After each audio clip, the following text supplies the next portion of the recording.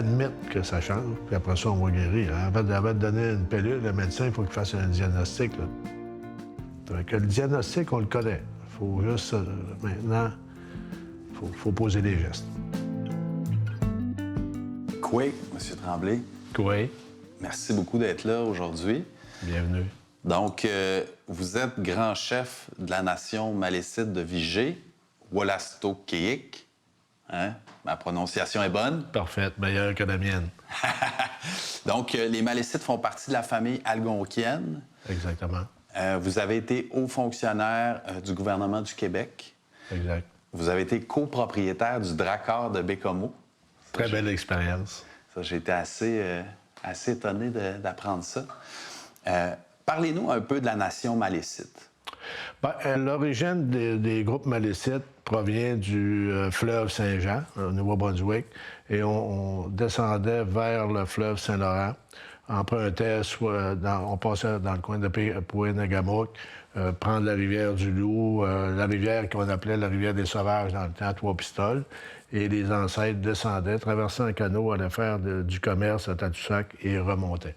C'est un peu le chemin qui est emprunté, l'utilisation du territoire à ce moment-là.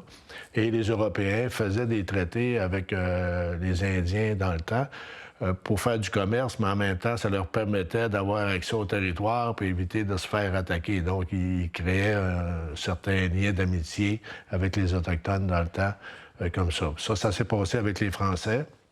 Et par la suite, les Anglais ont entré, puis là, il y avait des guerres français-anglais, puis on utilisait chacun à sa façon les groupes autochtones pour se protéger. C'est un peu l'histoire. Nous, on a eu un territoire de réserve aux alentours de 1850, qui s'appelait le canton Vigée, et dépossédé en 1869 de ce territoire-là. Donc, c'est à ce moment-là que la Première Nation malécite de Vigée, dans le temps, les gens étaient dispersés partout sur le territoire. Ce qui a fait en sorte que, heureusement, un groupe de Malécites, en 1985, se sont réunis pour redémarrer une deuxième fois la nation. C'était reconnu par le gouvernement du Québec en 1987, où on était reconnu comme 10e nation au Québec. Expliquez-moi comment vous pensez, de votre point de vue, avec ce que vous avez reçu de vos ancêtres et de votre culture, comment on en est venu à ce problème-là? C'est quoi exactement le problème qu'on a comme humanité? L'argent, uniquement l'appât du gain, hein, c'est la première affaire, puis on est allé vers les affaires les plus faciles.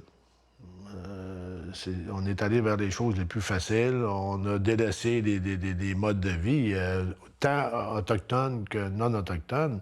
En 1600, on ne vivait pas au même rythme qu'on vit aujourd'hui. On s'est créé des besoins qui ont fait en sorte que ça prend de l'énergie, ça prend... entre guillemets, ça prend de la pollution là, pour satisfaire tout le monde. Les gens ont des appartements à Paris, puis on voyage Paris-Montréal pour aller faire un petit tour, pour aller prendre un café avec un ami à Paris, puis on revient. Bien, ça, c'est des façons de vivre qui ont fait en sorte qu'à un moment donné, le système ne tiendra pas. Là. Si on ne change pas certaines choses comme ça, le système, il ne tiendra pas. On pourra pas... On construit des automobiles aujourd'hui, les gros véhicules américains, vous achetez un gros véhicule américain, puis le vendeur vous appelle un an et demi plus tard pour changer, parce qu'il retourne celui-là aux États-Unis, puis il vous en fournit un autre quasiment moins cher, parce qu'ils ont des planchers de minimum de production. C'est incroyable. C'est incroyable. Alors, les gens n'ont même pas besoin de ça, et les compagnies continuent à en construire pareil, parce qu'ils ont des planchers minimum de production à faire. Vous comprenez? Ça peut pas, le système, il peut pas tenir avec ça. Là. À ce que je sache, dans les textes, on retrouve des traces de ce que vous dites, puis de ce que les nations autochtones ont dit aux Européens depuis 500 ans, depuis le début. On dit que la Terre est notre mère, que notre vie est liée au reste du vivant. Qu'est-ce que ça va prendre pour qu'on change de... Parce que on est en augmentation tout le temps, on est en croissance tout le temps. C'est d'ailleurs ce qu'on demande à l'économie, de croître en continu et perpétuellement. Qu'est-ce que ça va prendre pour qu'on switch? Ça prend un leadership fort qui croit à ça. Malheureusement, si c'est pas ça, l'autre option qui reste, puis celle-là, c'est la plus plate, mais il faut quasiment que le système explose. Et ça, c'est pas souhaitable. Donc, ça prend un leadership, ça prend une direction claire pour dire, un, pour reconnaître qu'on a un problème, puis deux, une fois qu'on l'a reconnu, dire qu'est-ce qu'on va faire. On va signer un accord sur le climat à Paris, puis on vient ici en avion, puis 7 heures plus tard, on fait le contraire. Ça marche pas. Je pense qu'il va falloir que les gens continuent à se mobiliser pour influencer les politiciens. Sinon, malheureusement, ça va prendre un désastre où il va falloir que le système nous dise c'est terminé, là.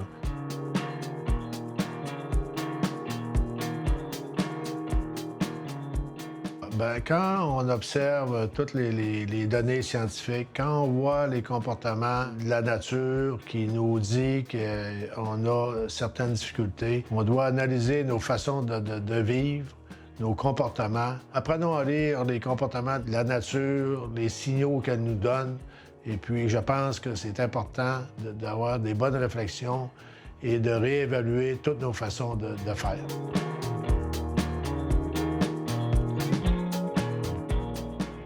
Parlons maintenant de la Nation Malécite puis de l'activité économique que vous générez.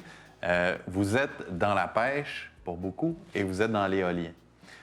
Parlez-moi du fleuve un peu. Parlez-moi de ce que vous faites comme pêche. Nous, on pêche crevettes, principalement crevettes, crabes, homards. Et on a d'autres sous-espèces aussi à titre exploratoire, concombres de mer, oursins. Quelques coquillages, mais ça à moindre échelle. Puis, qu'est-ce que vous observez, là? Qu'est-ce que les pêcheurs malécites voient ou observent à l'époque de la crise climatique sur le fleuve Saint-Laurent? Les méthodes de pêche ou aller chercher la ressource, il y a des modifications. Les capitaines qui connaissent ça habituellement, ceux qui ont beaucoup d'années d'expérience, voient la différence. Ils voient la différence. Il y a un changement de comportement. Ça paraît pas, mais lorsqu'il y a des gros déversements, Québec-Montréal qui envoient des cochonneries dans le fleuve, bien, ça peut avoir un impact jusqu'ici, ça. Mm-hmm. Parce qu'il y a encore des dizaines, voire plus, de municipalités qui rejettent leurs égouts directement dans le fleuve en 2019. Exactement, exactement. Ça, c'est une chose. Mais vous me parliez de la crevette tout à l'heure. Vous disiez qu'entre 2016 et aujourd'hui, le stock aurait diminué de moitié. Pour nous, si on prend nous, au niveau de la Nation, on avait en 2016 environ 2 300 000 livres de quotas, d'une possibilité de pêche. Aujourd'hui, on est à peu près à 900 000 livres. Ça, c'est des études par des chercheurs de pêche océan. Puis on respecte ça, évidemment. Pour protéger la ressource, il faut baisser énormément. Donc, le changement climatique a un effet direct sur la crevette. Puis qu'est-ce qui explique ça? Est-ce que c'est le réchauffement? Est-ce que c'est la salinité? C'est principalement le réchauffement. D'ailleurs, je prenais dernièrement, je crois la semaine passée, tout dans la question du Maine, au large là, des États-Unis, passé à Halifax un peu, ils ont arrêté, ils ont interdit la pêche cette année. Donc, c'est quand même très important. Là, ça, c'est le réchauffement de l'eau. Donc, c'est le changement de climat sur la planète. Là. C'est ça. Là. C'est extrêmement concret. Moi, je suis fasciné souvent de parler de cette question-là à des gens qui ne sont pas nécessairement sensibilisés ou sensibles et de voir dans les yeux des gens une espèce de... c'est comme si les gens ne réalisaient pas que c'était bien concret. Ça se passe pour vrai. Là. La planète se transforme à grande vitesse. Ah, c'est absolument... On est en plein dedans et il ne faut pas retarder pour prendre les moyens concrets pour améliorer ça. On est dedans, là. On est totalement dedans.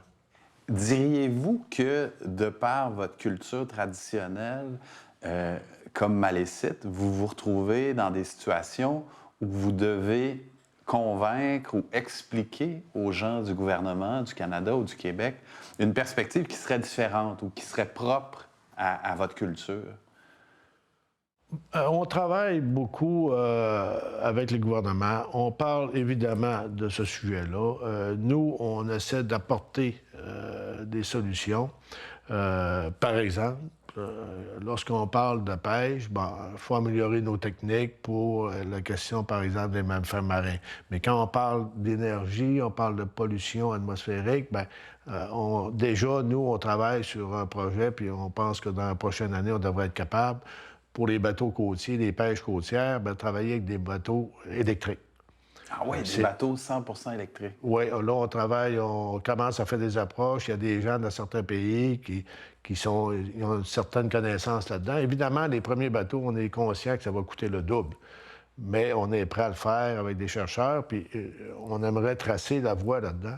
Quel pays travaille là-dessus? Les pays nordiques, scandinaves, pardon. Comme d'habitude. Oui, c'est ça.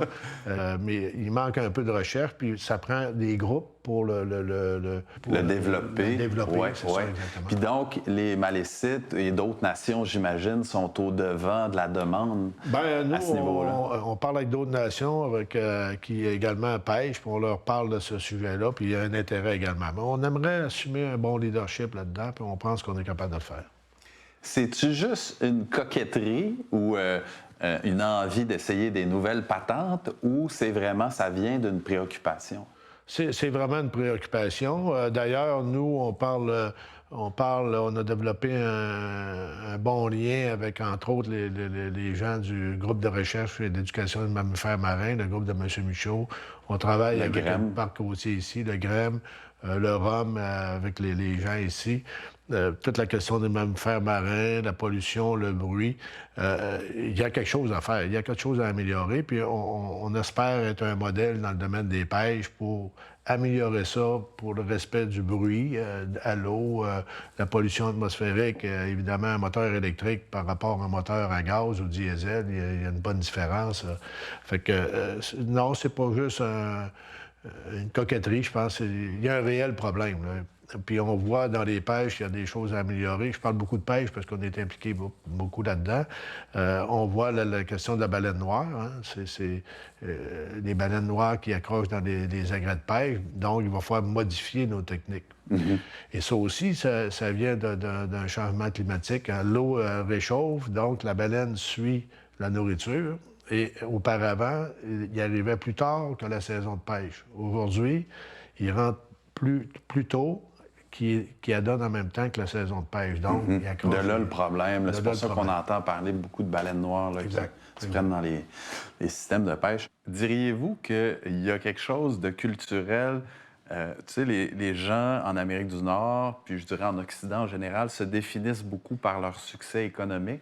Mais j'ai l'impression que dans la culture des Malécites et des Premières Nations, il y a une fierté à dire on prend soin de la vie, puis de la vie sur le long terme. Ça participe à votre définition même.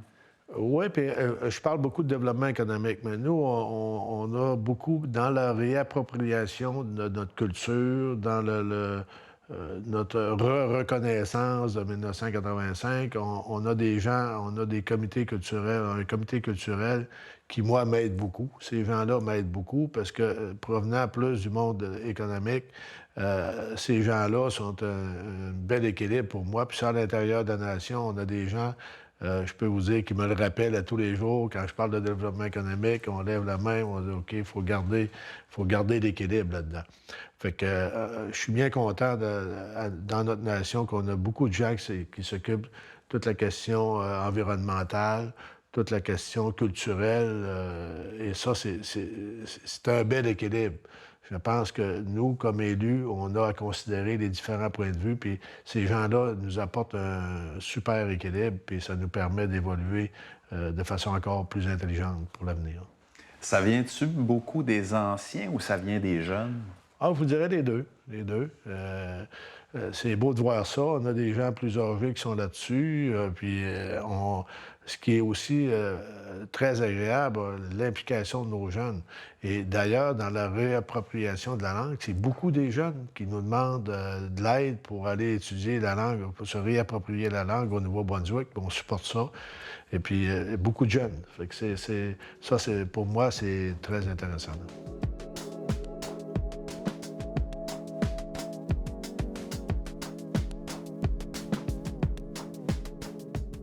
Pour la nation malécite, ça veut dire que tout projet de développement à l'avenir, nous devons considérer ces éléments-là, nous devons tenir compte de ces observations-là. Et pour la nation malécite, ça permet d'avoir une meilleure analyse de notre environnement, puis ça nous permet de considérer encore une fois toutes ces données scientifiques-là pour faire du développement durable.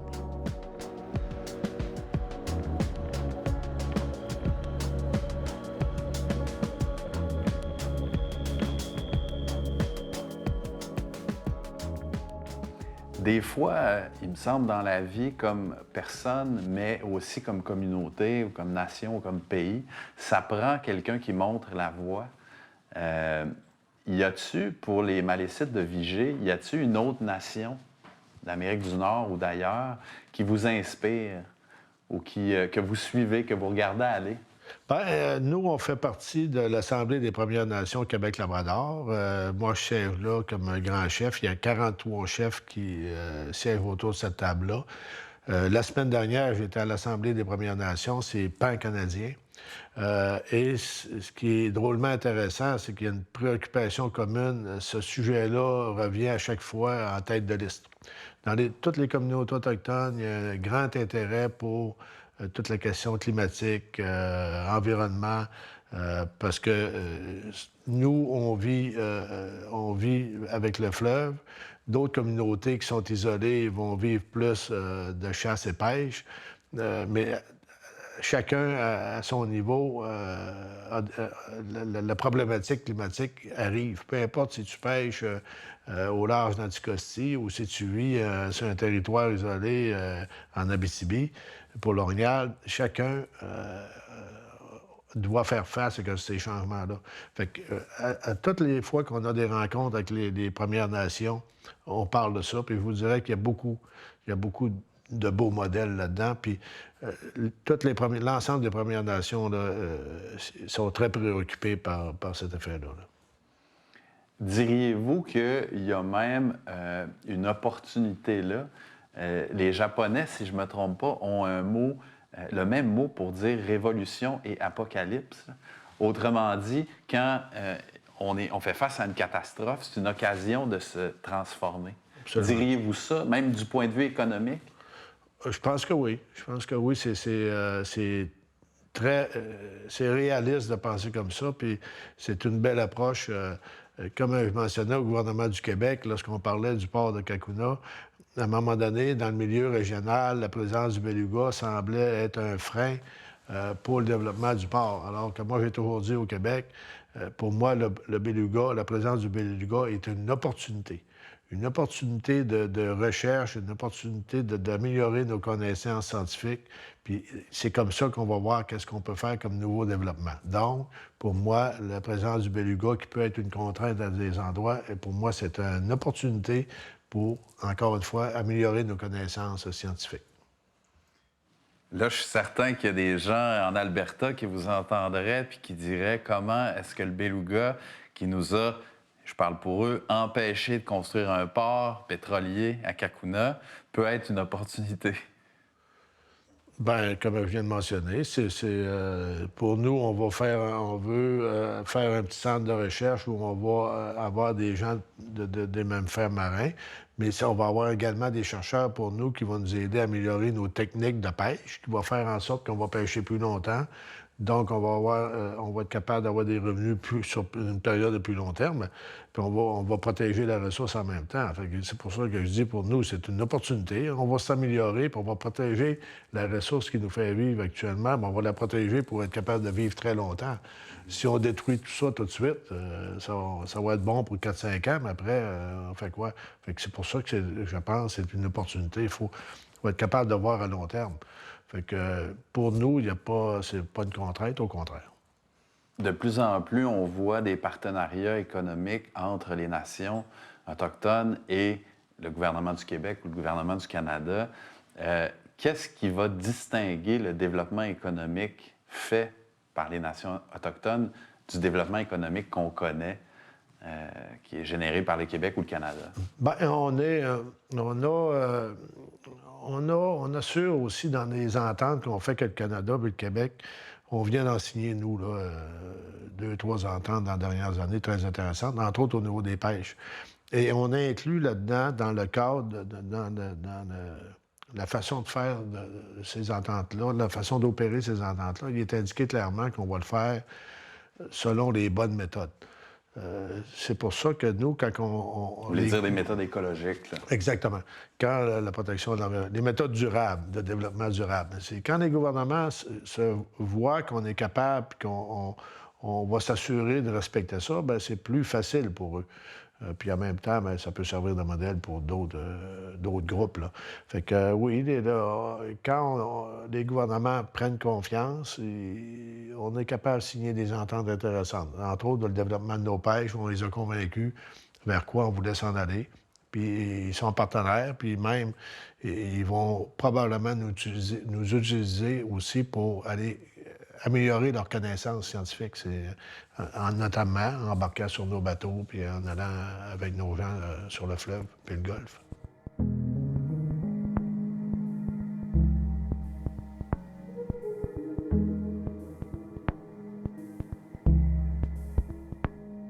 Bien, personnellement, puis je vous avoue que ma conjointe m'a aidé beaucoup là-dessus. Les comportements, surtout à la maison, les questions de récupération, faire du compost, éviter d'acheter de la nourriture inutilement. Donc, personnellement, il faut, évidemment, comme nation, il faut changer nos façons de faire.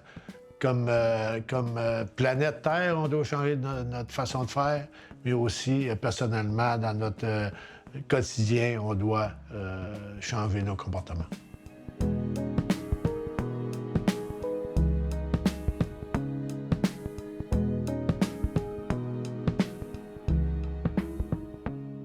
J'allais vous demander, comme pêcheur ou comme chasseur, là, sûrement que vous en parlez avec vos compatriotes malécites, est-ce que les réalités actuelles ont changé votre façon d'aller à la pêche, d'aller à la chasse? Oui, oui, dans le sens que même, je vous dirais, au niveau des technologies, hein, maintenant, c'est plus facile, mais nos gens sont préoccupés par ça. Puis, voyez-vous, je parlais encore cette semaine à des chasseurs ici qui chassent plus du côté, ici, dans le Bas-Saint-Laurent. Je parlais tantôt de la tique. On me parlait qui attaque la peau de l'orignal. Les animaux, la tique monte là, avec le réchauffement. Ah, définitivement. Puis je parlais avec des gens encore cette semaine. En 2000, ils n'en voyaient pas. En 2010, ça a commencé. Puis aujourd'hui, c'est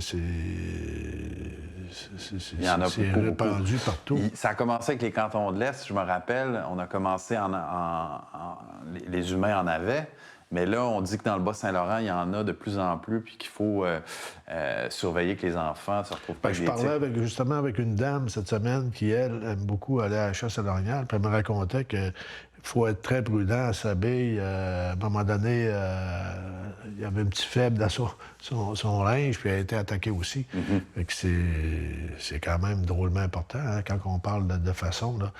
Fait que, réchauffement climatique, il y a juste que l'effet, c'est les orignales dans le Bas-Saint-Laurent. J'ai dit ça, les gens, habituellement, ils pensent pas que ça peut arriver, mais c'est là.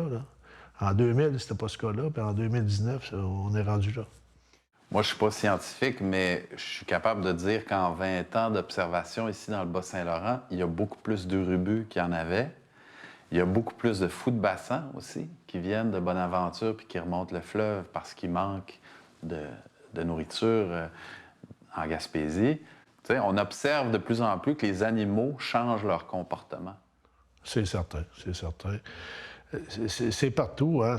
Écoutez,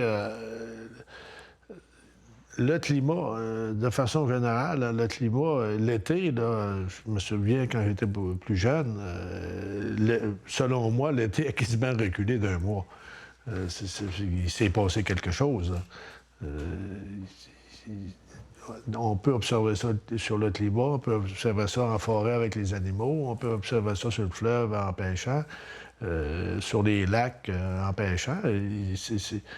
Ça change, ça change. Donc, il faut admettre que ça change, puis après ça, on va guérir. Hein. Avant de donner une pilule, le médecin, il faut qu'il fasse un diagnostic. Là. Il ne donne pas une pilule pour n'importe quoi. Là. Donc, le diagnostic, on le connaît. Il faut juste, maintenant, faut poser les gestes. Je finirais peut-être, M. Tremblay, en vous posant la question de l'avenir.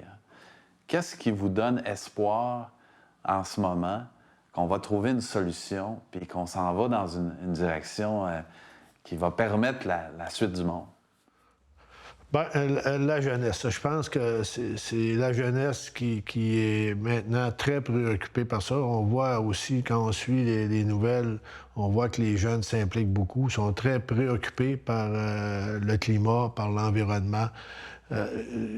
C'est la seule façon, à mon point de vue. Puis c'est l'implication de nos jeunes qui va faire que, ça va pousser les plus vieux à agir différemment, puis ça va être eux qui vont prendre la suite des choses.